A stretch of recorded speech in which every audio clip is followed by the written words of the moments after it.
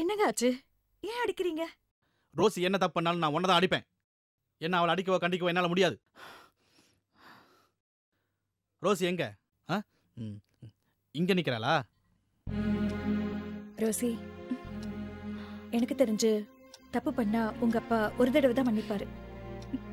இப்ப உன்னை மன்னிச்சிட்டாருன்னு நினைக்கிறேன். அம்மா அடி வாங்குறத இனிமேலும் நீ பார்க்கணுமா? நீ படிச்ச பொண்ணு, புரிஞ்சுப்பேன்னு நினைக்கிறேன்.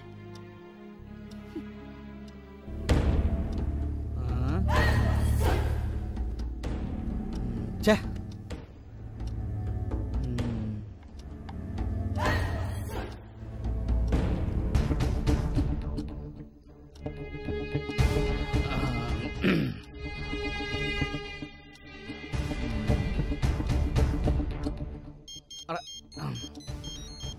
சொல்றா. டேய், அந்த செல்வாவை கண்டுபிடிச்சிங்களா இல்லையாடா? அதை சொல்றதை விட்டுட்டு பக்கரி வெங்காயம் பேசிக்கிட்டு அதைத்தான் கேட்கறேன். அவன் கிடைச்சானா இல்லையா? எல்லா இடத்துலயும் தேடிக்கிட்டு தான் இருக்கும். டேய், எவ்வளவு நாளடா தேடுவீங்க? என்ன பண்ணுவீங்களோ தெரியாது. அவன் எங்க இருந்தாலும் தேடி கண்டுபிடிச்சு போட்டுறணும். ஆமா, நான் சொல்ற மாதிரி செய். பாசி பாறைக்கு நடுவுல மாட்டி கொஞ்சம் கொஞ்சமா செத்து அவன் சுண்ணாம்பாகணும். புரியுதா? இப்பவே நான் சொன்ன மாதிரி செய்ய.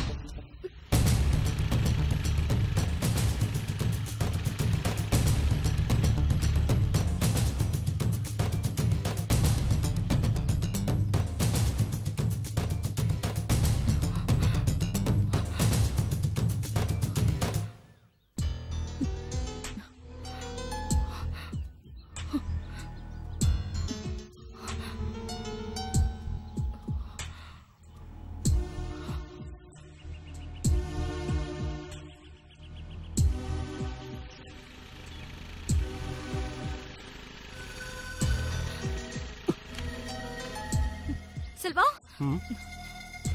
ரோசி, என்னாச்சு ரோசி? ஏன் இப்படி ஓடி வர? செல்வா, உங்க ஃபீலிங் எனக்கு புரியுது. நீங்க தப்பா நினைக்கலனா நான் ஒன்னு சொல்லட்டுமா? என்ன ரோசி, சொல்லு. இப்ப நம்ம காதல பிரிக்கிறதுக்காக எப்பவோ வாங்கின கடனுக்கு எங்க அப்பா உங்களை பழி வாங்கணும்னு முடிவு பண்ணிட்டாரு. காதலிக்கிறதுக்கு முன்னாடி 1000 யோசிக்கலாம். ஆனா காதலிச்சதுக்கு அப்புறம் நம்ம கணவன் மனைவி ஆகிறதுக்கு எதுக்கு யோசிக்கணும்?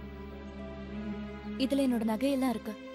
இத வச்சு உங்க தாத்தா வாங்கின கடன் அடிச்சிடுங்க. அப்பதான் எங்க அப்பாவால உங்களை எதுவும் செய்ய முடியாது. நீ சொல்றது புரியல. முதல்ல இத வச்சு உங்க கடன் அடைங்க. இல்ல ரோசி, இது தப்பு. எங்க தாத்தா நிச்சயமா நேர்மையான விஷயத்துக்கு தான் கடன் வாங்கியிருப்பாரு. அந்த கடனை நானே நேர்மையா அடைச்சுக்கிறேன். நம்ம காதலை அழிக்க நினைச்சு உங்க அப்பா என்ன கொல்ல கூட துணிவார்னு எனக்கு தெரியும். அப்ப கூட கொடுத்த கடனை தானே கேக்குறாரு. கொடுத்துட்டா போச்சு. எப்படிங்க முடியும்? அதுவும் ஒரு வார்த்தையில. பாம்பேல ஒரு நல்ல ஃப்ரெண்ட் இருக்கான், என் கூட படிச்சவன். எனக்காக உயிரியே கொடுப்பான். அவன் கிட்ட பணம் கேட்டிருக்கேன், கண்டிப்பா அவன் கொடுப்பான். அதை வச்சு உங்க அப்பா கடனை நான் அடைச்சிடுறேன். நம்மள எந்த சக்தியாலையும் பிரிக்க முடியாது ரோசி. நீ கவலைப்படாம இரு. எல்லாத்துக்கும் மேல ஆண்டவன் ஒருத்தன் இருக்கான். அவன் எல்லாத்தையும் பாத்துக்குவான். நம்ம காதல் நிச்சயம் நிறைவேறும் ரோசி. ஒரு முக்கிய செய்தி. விளாத்திக்குளம் சட்டமன்ற உறுப்பினர் மரணமடைந்ததை தொடர்ந்து அத்தொகுதிக்கு இடைத்தேர்தலை தேர்தல் கமிஷன் மிக விரைவில் அறிவிக்க உள்ளது. வாக்காளர் பட்டியலில் 100% பாத்தீங்களா அண்ணாச்சி? பாத்தீங்களா? அன்னைக்கே நான் சொன்னேன்ல, பெருசு போயிடுச்சுன்னா இடைத்தேர்தல் வரும்னு. வந்துருச்சு பாத்தீங்களா அண்ணாச்சி? ஏசி ஈஸ்வரன் நமக்கு வழியை காட்டிட்டான். அண்ணாச்சி, நீங்க மட்டும் எம்எல்ஏ எலெக்ஷன் நின்னீங்கன்னா ஒரு பய உங்களை எதிர்த்து நிக்க மாட்டான். என்ன சொல்றீங்க? தம்பி மட்டும் அவரை எதிர்த்து நின்னார்னு வச்சுக்க, அவர் தோத்துருவாரு. இந்த பதவியெல்லாம் நமக்கு எதுக்குயா? பதவின்னு ஏன் சொல்றீங்க? ஒரு பாதுகாப்பா இருந்துட்டு போட்டுமே. அட, ஏன் இதை பாதுகாப்புன்னு நினைக்கணும்? ஒரு அந்தஸ்துன்னு நினைச்சிட்டு போக வேண்டியது தானே. அது இல்ல தங்கவேலு, பதவியில இருந்து வாழ்ந்து அனுபவிச்சவன் நீ. இப்ப என்ன போய் நிக்க சொல்றியே? பதவி எனக்கு இருந்தா போதுமா? நீங்களும் ஒரு அந்தஸ்தோட வாழணும்ல தம்பி. வாங்க. எனக்கு இந்த அரசியல் எல்லாம் பிடிக்காது.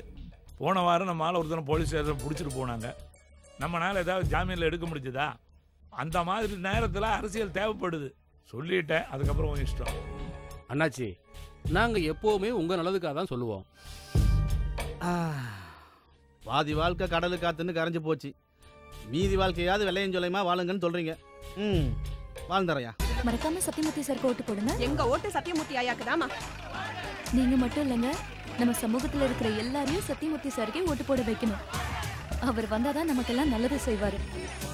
மறந்து போய் கூட எங்க அப்பாவுக்கு ஓட்டு போட்டுறாதீங்க என்ன?